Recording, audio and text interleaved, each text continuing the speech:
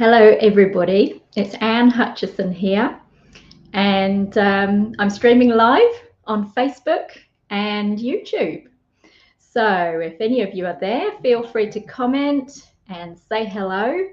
And today, I'm actually going to share some personal reflections on my personal story, looking back as a mother of teenagers at some of the complexities and experiences and moments I've had trying to bring faith to my children.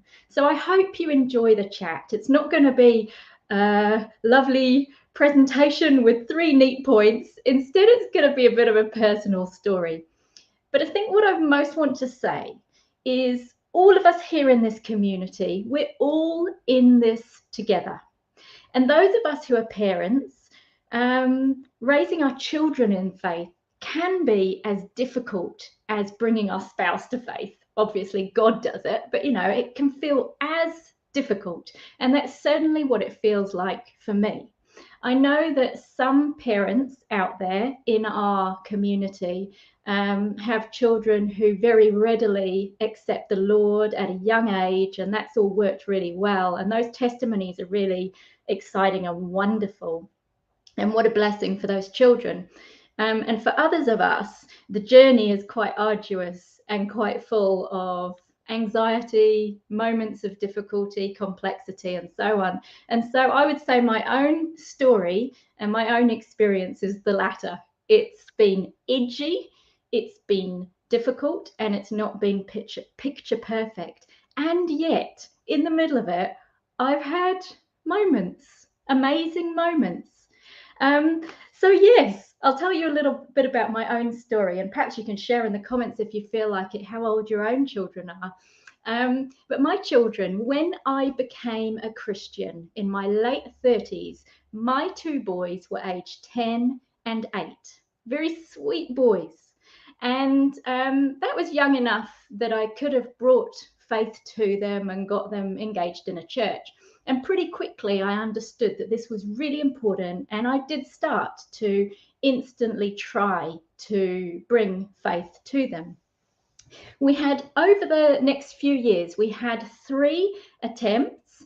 I had 3 attempts at getting them engaged in church or plugged into a church. So we went to 3 different churches successively over the coming years. And each of those attempts did not work, despite my best efforts. So in the first church we tried, when the boys were 10 and 8, it had a thriving kids program. But the problem was I wasn't socially part of church because I wasn't part of a couple. I wasn't being invited to people's houses for dinner. I didn't have friends in that church, and I didn't find it easy to make friends. And all the other families seemed to be more cohesive with each other. And because of that, me and my boys just weren't part of the social scene. So despite my attempts to take them to church, they didn't gel with it. So that was attempt 1. The second attempt, I got moved by God to a different church. And my boys attended with me and instantly loved the kids program. However, something happened. My youngest son got offered, or he was desperate to do a particular sport called parkour, which is quite niche. And the only time that parkour was on was at 11 a.m. on a Sunday. As the one parent who stood for faith, I then had a choice to make. Was I going to force him to church, or was I going to let him go to parkour? I made the decision to let him go to parkour. Whether that was the right decision or not is another matter. Sometimes we, in our situation, we can kind of veer on into 2 extremes. We can either get really, really, really firm and almost legalistic about things, or we can be too permissive. Perhaps I was too permissive. I still don't know. I know Christian families would say to with 2 parents who are believers would say to their children, no, this is absolutely essential that you go to church. And perhaps I should have said it. But anyway, what happened was, as a result of that, my two children ended up staying home with their dad because that was always the easier option, always the option for them that they saw. And I ended up losing their connection with church. So I ended up attending on my own. We then had a third attempt at church. That church split for fine reasons and into two different locations, and my boys and I moved. I tried to get them to that third church. By this point, they were early teens, and they didn't like it. They didn't connect with the other teenagers. And one day, having forced them there, one of my sons came and stood next to me at church saying, "Can we go home now?" I looked in his eyes and I saw that with every fibre of his being, he did not want to be there. I think he was about age 14 by that point. And I thought to myself, do I force him or do I let this go? There was a lot of prayer that went into that. And I think a lot of Christian families find they have that challenge as well, where a teenage child will suddenly decide they don't want to go. In the end, I decided not to force him. I decided God doesn't force, and faith has to be a voluntary thing. And if you force your child, are you deterring them or making them hate faith, the idea of faith forever?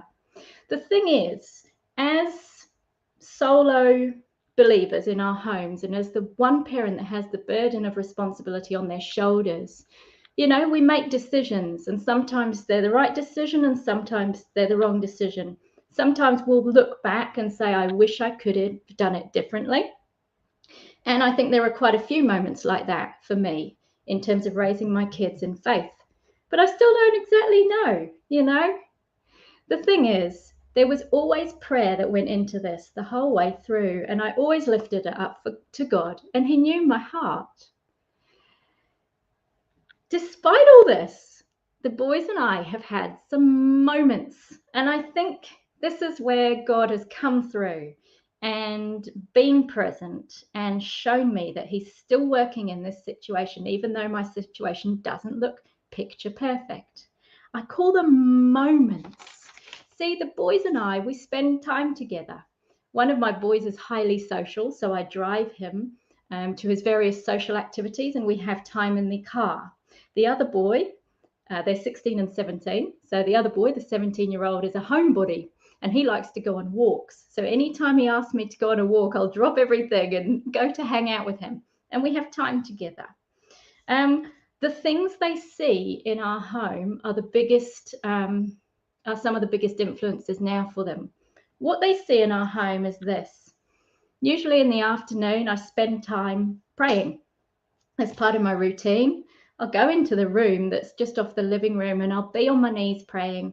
And sometimes I'll worship and put worship music on. The boys are there, they see it. So they see what a lifestyle of intimacy looks like. What I hope they see is they see me honor their dad, which I think is a really, really, really important part of living out your faith as a mother. But the boys and I also have moments where we talk about God, but it's got to be like I pick my moments. It's a little bit like with a spouse as well. I pick my moments, and I think the Holy Spirit gives me some of those moments as well. So I hope He does for you as well, or He will do for you as well.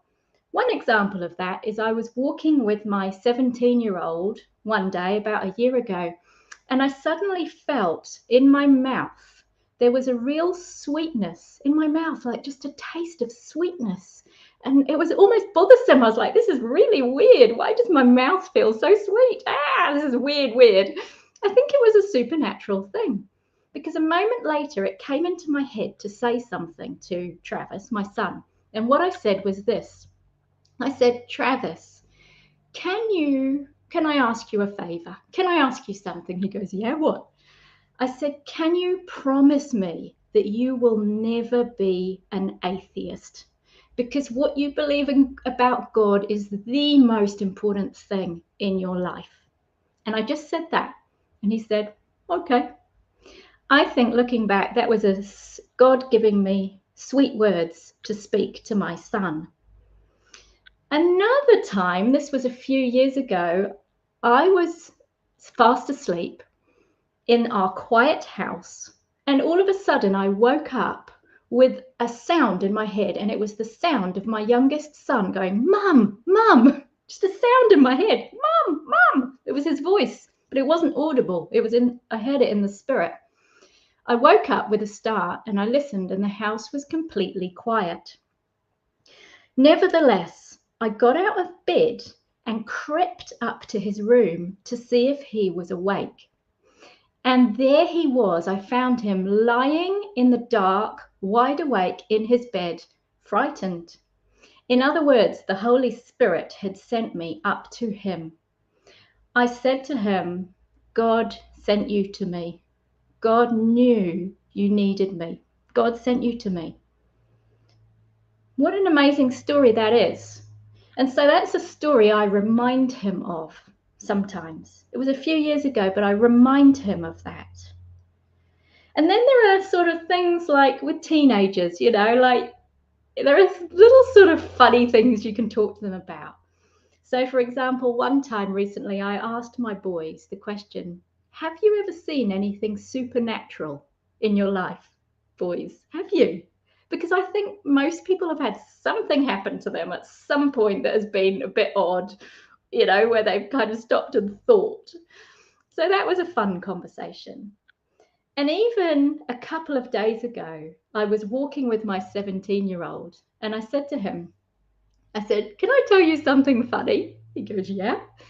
I said, there's this thing that God does sometimes. I said, sometimes, every now and again, in a church, when lots of people are gathered together who love God, there's a thing called holy laughter, where God just fills them with so much joy that they just can't stop laughing. And I said, it's totally fun and totally weird, and you don't see it often, but it sometimes happens. And he started to chuckle. He liked that story, like it kind of tickled him. So I think like the Holy Spirit just might pop a story or something into your head to share with your kid. But it's very much like with your spouse, you pick your moments and you try and listen to the Holy Spirit. Where are my boys now? It's interesting. They're in two different places. One of them doesn't go to church and all his friends are atheists. He's 17. And the other, who's 16, he ended up making friends with a boy at school who was Christian and got plugged into a church. And so most of his friends are churchy and Christian, and he's fully into the church scene. Now that's an absolute miracle because I didn't need to make it happen.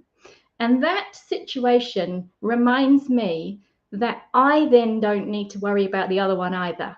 I'll keep showing up. I'll keep praying. I'll keep trying to represent God.